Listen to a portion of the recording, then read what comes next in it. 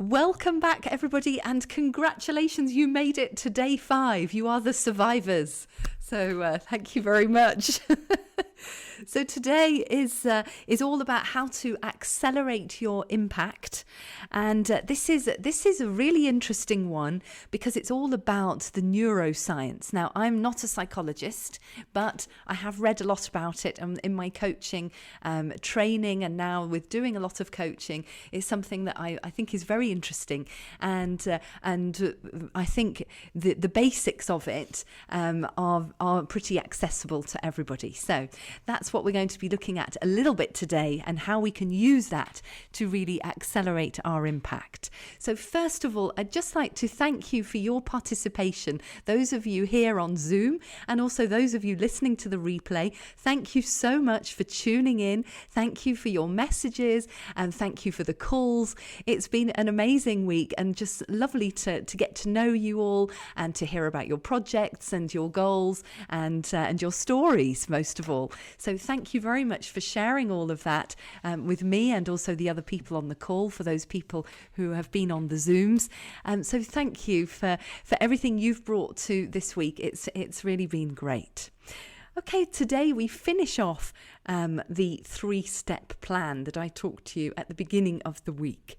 So those 3 pillars of our life, leadership and purpose program: our purpose, so that's the building block, the mindset, and then living your legacy, actually putting it all into action.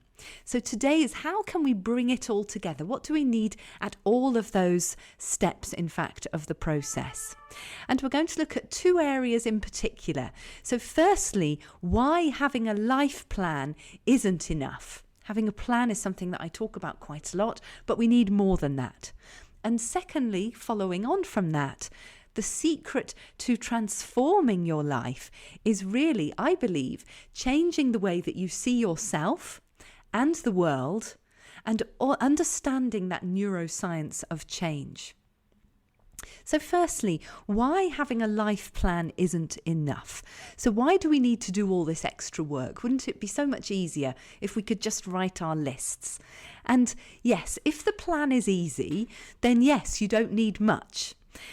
But my clients typically want to make a great contribution to their field. I hear many times they want to have a big impact. They want to contribute to a certain field that's in their domain. They want to help a certain group of people.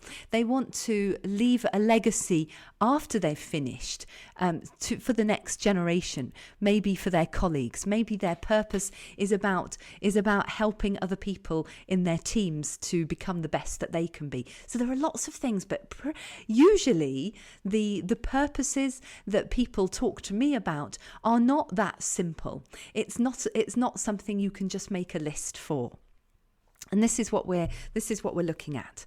And often they're looking, and I know many of you are as well, you're looking to make an impact outside of your immediate area of responsibility quite often. It's much more than just doing your job where you are right now. It's looking much, much further than that.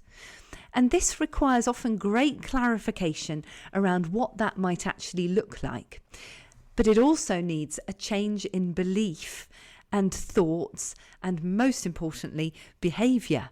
And this is why a simple plan doesn't work, because our plans are around the actions usually, and whilst that may require changes in beliefs and all the rest, it may not be specific enough to actually make things happen. So when we start to look at this bigger picture of changing beliefs and thoughts and the way we see the world, 2 things happen. Firstly, the goals become much more interesting. So they're what I call stretch goals. So these are goals that you don't know how to do. They're goals that you can't actually write a plan day by day to get there. You've got to trust a little bit more the process and think more about who you are going to be, which is what we talked yesterday, who you're going to be. So not the to-do list, but the to-be list. And again, the change in thinking is what comes up. And this is what I found this week again, talking to many of you. We come to this conclusion that it's changing the way that we're thinking. What's stopping us from applying for that bigger role? What's stopping someone from creating the life that they really want? And it always, 99% of the time, it comes back to changing the way that we think about ourselves, the world, what the world thinks about us, and all those interrelated things. So in your workbook, you'll find a little bit about legacy, because I think when we talk about living your legacy, we need to be clear about what that means. And I think that it usually, for most people, falls into two categories. So the first category can be really about becoming an authority or an expert in your field and making an impact then beyond your organisation. So this may well be, for example, joining a board, having a project that it is at a high level and involves a lot of different people, maybe not just from your organisation, but maybe from the whole, from another group, another company, across society. So it's bigger than your immediate role. Another area that I find leaders are very interested in, and increasingly leaders are looking at influencing also the world outside of their professional remit. So, for example, quite often I hear that people want to contribute, for example, to the environmental debates, to climate change, or to combating poverty, for example, alleviating problems in the world on a larger, these problems that are on a large scale, but they're not necessarily in their remit at work. So this is very interesting, and it is certainly a challenge and a very interesting one, and one that I really enjoy helping people to look at. And I think for this, even just setting those thoughts about legacy, we start to see ourselves functioning at a whole different level, a whole new level. So, for example, I spoke to someone recently who wanted to leave the sector he was in and move into environmental work, but he was a bit stuck because financially it didn't look viable at all. And so what we did was we talked about the possibility of doing things a little bit differently, because he had this view that his job had to be 5 days a week, and that he felt it was either one thing or the other. It was either his job or it was environmental work. And what he came to the conclusion, after quite a lot of discussion, he came to the conclusion that doing voluntary work in the environmental area was a way to bring those two things together. And what the belief underneath it that we needed to unlock was that valuable work pays, and therefore work that isn't valuable doesn't pay. And once we realise, well, is that really true? Is it true, really, that we have to be paid for work for it to be valuable? And he came to the conclusion that for him, that wasn't the case, but he could continue to do both. He could continue to have his 5 day a week where he's getting his salary, and he could add in the voluntary work in the environmental sector. So he was able to combine the two. He didn't have to sacrifice anything, in fact.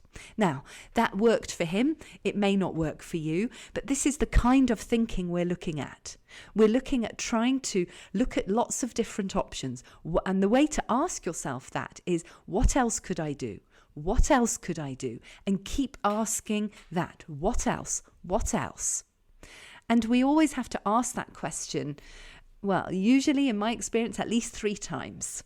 Because the first time we think, well, I don't know what else. Well, I don't know. There aren't any options. No, I'm sure there are. What else?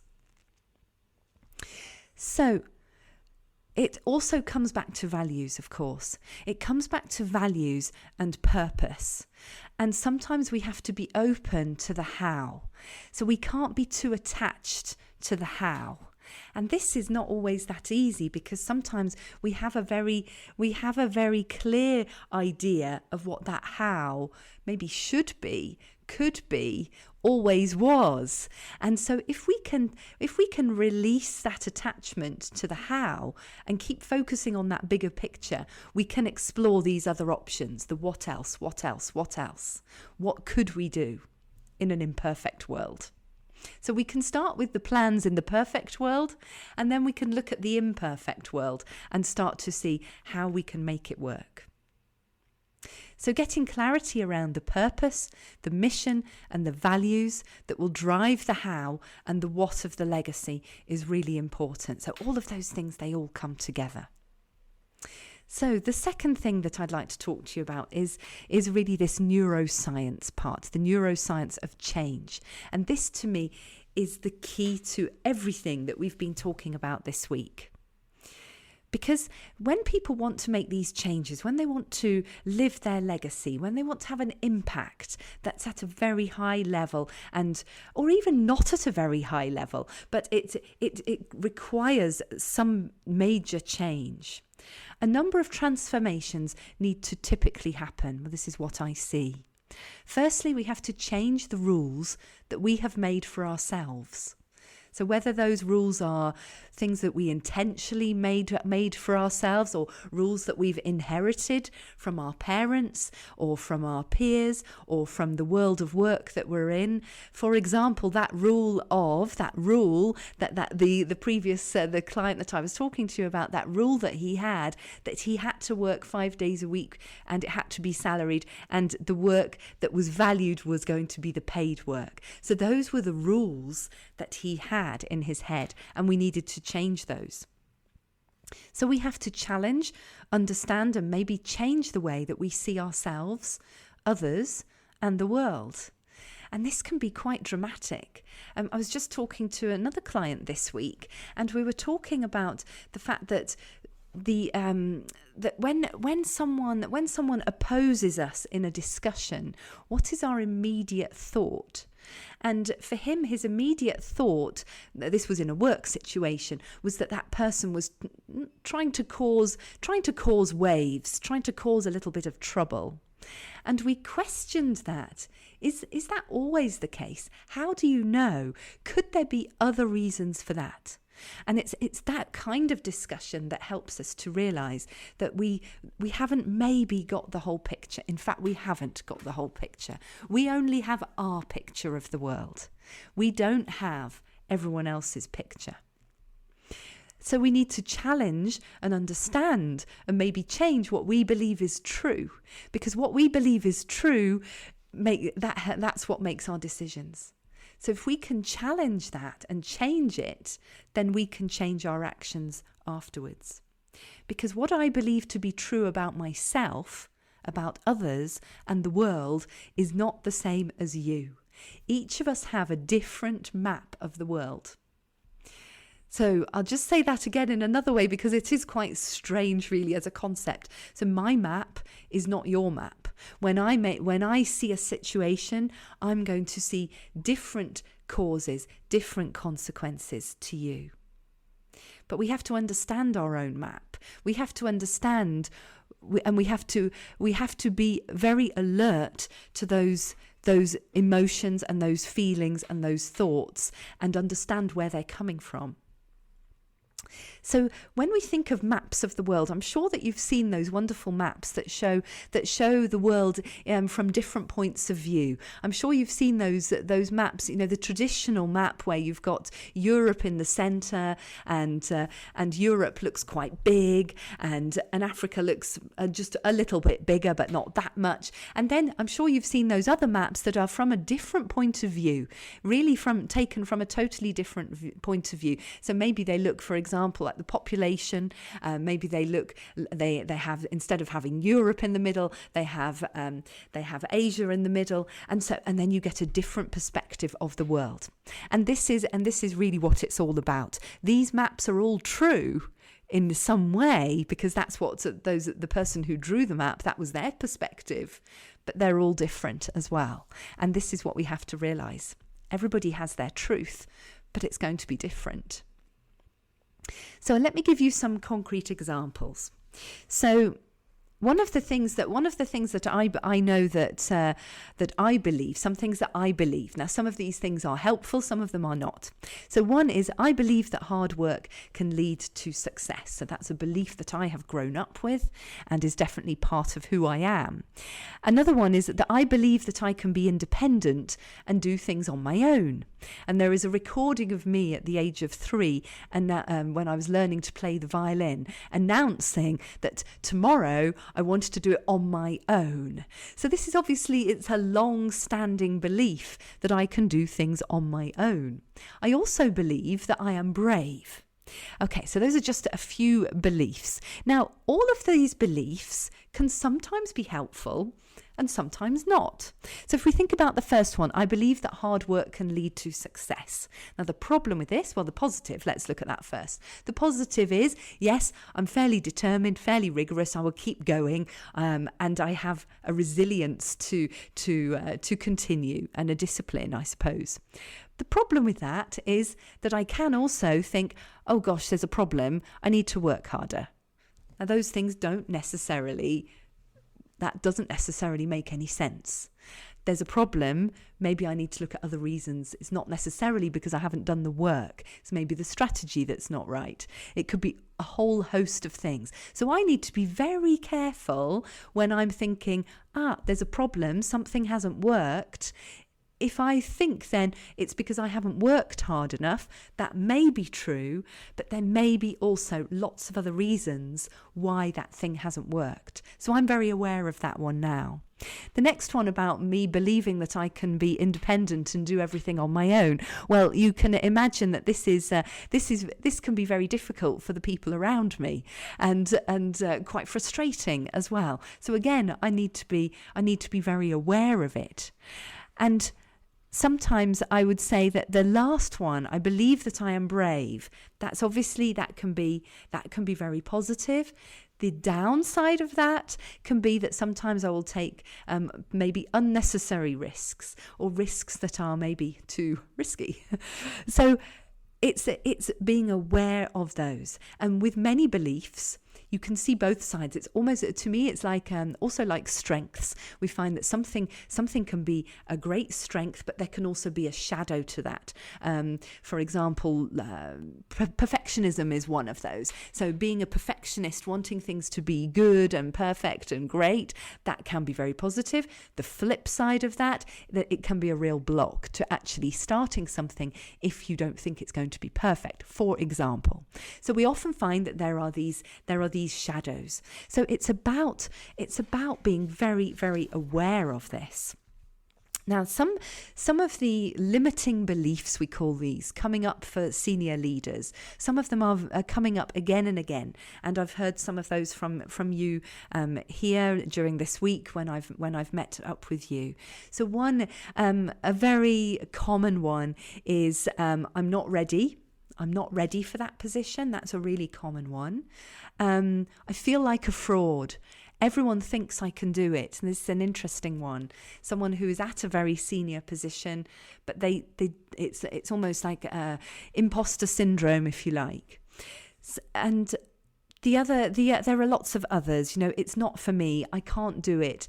It's too difficult for me. I'm not good enough. All of those things come up for senior leaders. And what's amazing is that so many senior leaders say the same thing. And they're often very surprised when I tell them that they are not alone and that I've heard this many, many times. Because our map of the world can stay very hidden, can't it? What we are concealing can also be very draining. It can sap our confidence and our energy when we're trying to keep that secret, because we don't want everyone to know that we don't feel confident as we should do, or as we're giving the impression that we are. So that in itself can be very draining. So addressing those beliefs and embracing that vulnerability and developing our courageous muscle is a big but necessary step, especially for people in senior positions, because you need all of the energy you've got to actually do your jobs. and to also to look beyond that to make the impact that you want. If you're fighting against these other beliefs that are holding you back, then it's making life much more difficult than it needs to be. And the great news about all of this is that it's absolutely possible to do. We can understand our map of the world and we can change those beliefs. It's not magic. It doesn't happen overnight. It takes a lot of time for some people. Some people it can be pretty quick. They realize that in fact the belief is based on literally quicksand and it can change just like that. However, for other people, it can take time and sometimes they find they can slip back into the old beliefs. And it's about working again to just kickstart that again and to think through the process again. So how do you do that? How do you understand and change the map? Now, I'm just going to say again that I am not a psychologist. I'm a teacher and a coach. I have read a lot of this, but I'm not an expert in psychology. But I have had training in NLP, which is it's an area of neuroscience. But in coaching, this is what I help my clients to do every day. And we're essentially understanding, first of all, and identifying those beliefs. That can be quite that can take quite some time to actually identify what it is. Some people can say very quickly that they know where it's coming from, or they know what it is that's holding them back, that block. And for other people, it takes more time, and sometimes they think it's one thing, and actually it's something else. So it can take quite a few sessions to really identify. And I would say that even as the sessions go on over quite a long period, then those different beliefs can come up again. And as people step into a new, more senior roles, sometimes new limiting beliefs come up, or old ones pop up again just when they're not wanted, and we work on them again. And in fact, what you have done this week, those of you, and many of you have worked so hard this week, what you have done is, without knowing it, in fact, you have touched on some of those limiting beliefs. We've talked about time and energy. We've talked about that inner voice, and quite often that's telling us some of those limiting beliefs. So you have already taken some steps this week to address some of those limiting beliefs. So very well done. You've questioned already your version of what is true for you. So I think there are 6 main elements to this very powerful transformation in coaching. And this is very much based on my fundamental belief that everyone has a contribution to make in the world, and everyone has the resources that they need. So number 1, and you'll find this in your workbook if you want to take notes there. Number 1, through coaching, you become very self-aware. You learn to manage your emotions. You treat emotions as data. You notice them, then you make decisions. You harness your inner voice and you make sure it's serving you. You start to learn, in fact, at a very, very deep level. You're no longer crossing things off your to-do list.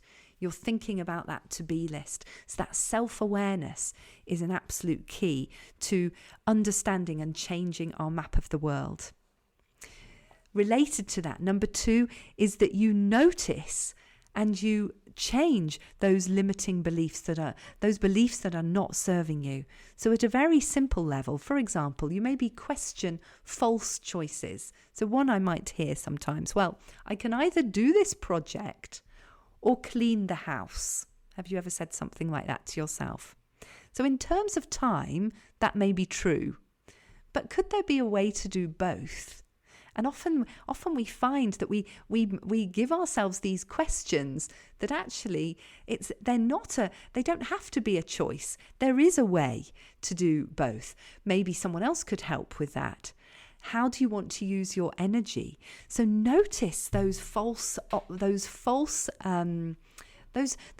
choices that we're giving ourselves. Give us some clues about what we're thinking and the beliefs that we hold. For example, in that one, I can either do this project or clean the house. What are our beliefs around cleaning the house? Is that something that we feel we should do? And watch out for the word should. If you hear yourself saying, I should do something, well, maybe ask yourself, well, do you want to do it? Or could someone else do it? Could someone else help you with it? Are there ways around that? Is it actually necessary to ask yourself to make that choice? Number 3, you develop a mindset that allows you to surf the waves. And I love this image of surfing the waves, because the waves will come. But if we can surf the difficulties, if we can embrace them even and see them as an opportunity to learn, if we can keep our mind on the purpose and move forward intentionally, if we can function in a way where we can start to live our legacy every day, not sometime in the future, not when we've done this or when we've done that, but if we can start to do it now. And a lot of that comes down to how we see failure. And that's a whole big topic in itself, but it's a very important one, all about growth mindset. We need to develop that growth mindset and truly develop it. It's very easy to say, oh yes, I've got a growth mindset. It's not so easy to do it in practice. But if we can keep our minds on the fact of what can I learn from this? And I heard a lovely story the other day, and I wish I could remember the figures exactly, but I'm sure many of you know the Dyson Hoover. Well, apparently Dyson, the company Dyson, made many prototypes before they got to the Dyson Hoover. So that they failed. They started again, they failed, and it was something like, I don't know, 30,000. It was something amazing, a huge number of trials to try and get this machine right. So this kind of growth mindset, it does get results. And you'll see, any people that you read about, the people who've done great things in the world, they will always tell you that they have had failures, lots of them, they learn from them, they get up and they carry on, and they take that learning to the next part of their journey. Number 4, you make decisions based on your purpose, your mission and values at all times, or as far as possible. You're no longer chasing the small steps.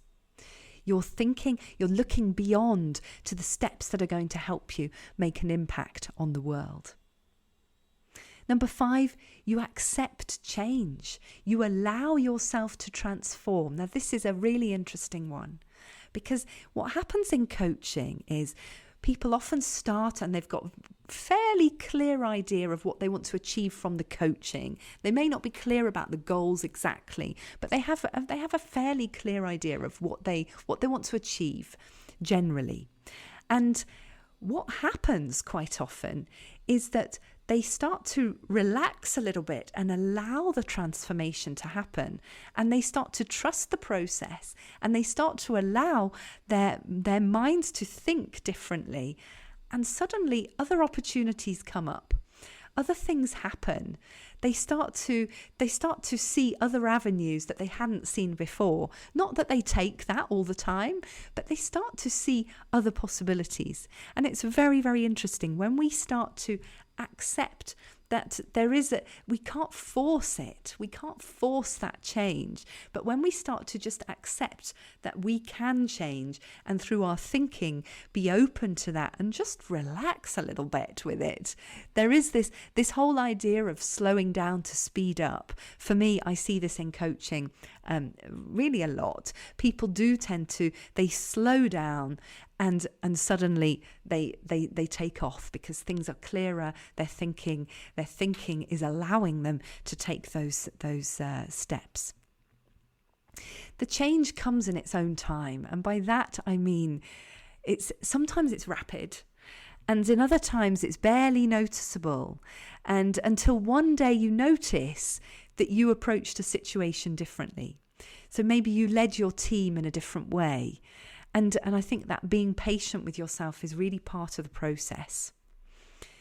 allowing time to think about it. And many of you have said to me this week, there's in the sessions, there's been a lot of information. It's very intense. And I've said it a number of times.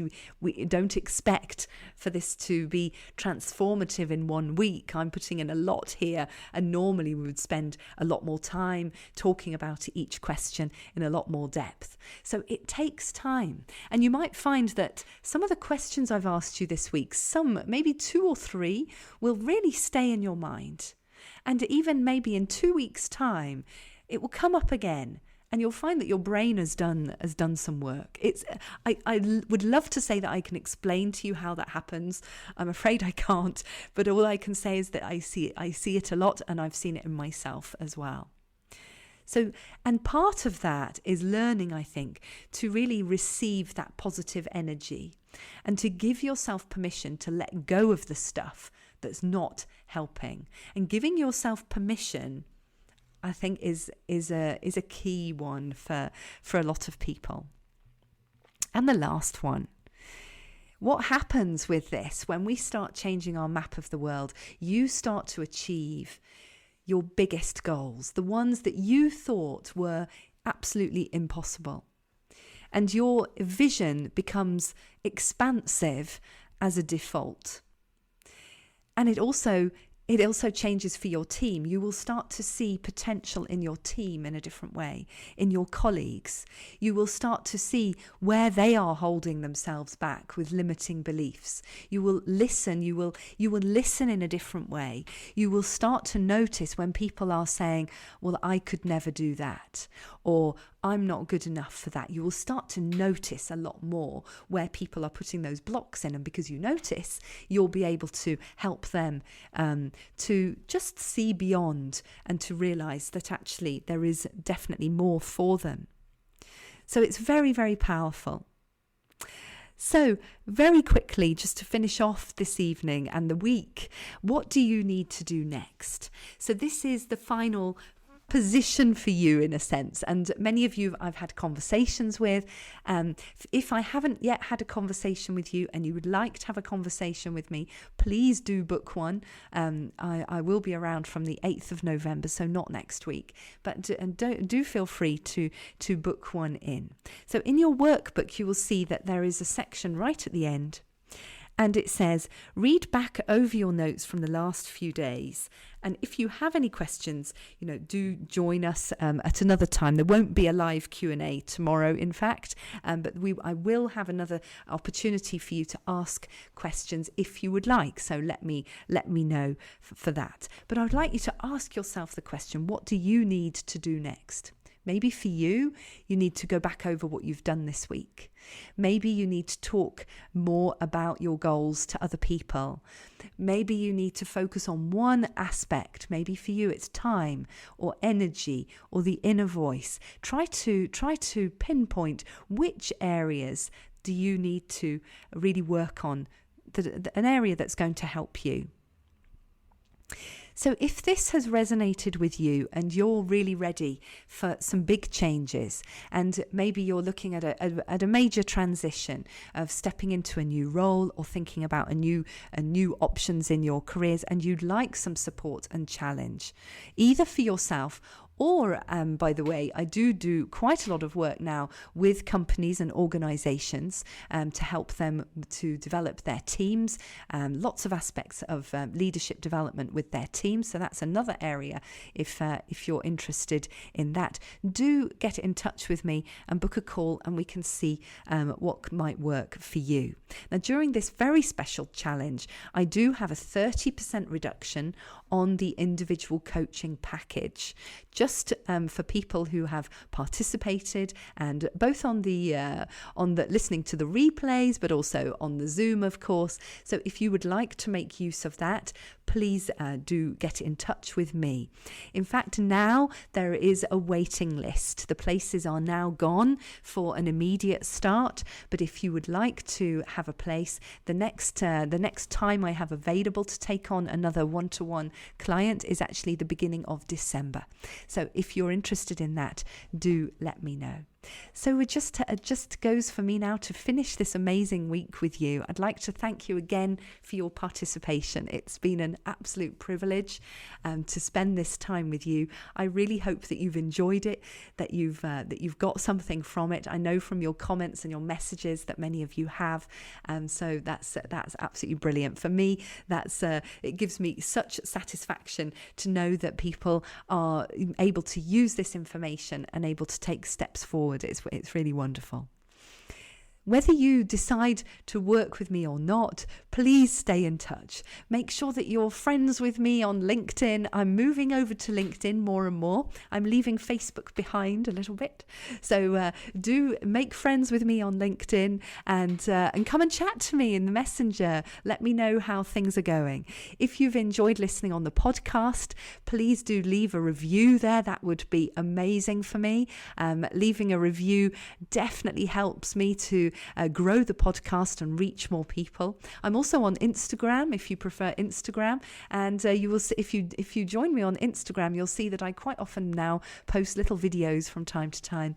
They're getting better, so do have a little look at those. I have the YouTube channel, of course, you've all seen anyway, so I'm over there as well. So I hope that somewhere you will be able to find me and stay in touch and let me know how you get on with all of that. So that's all from me for this week. Thank you so much to all those people on the podcast. Goodbye to everybody on Zoom. Do stay and we can have a few minutes together before we say goodnight. Thank you very much.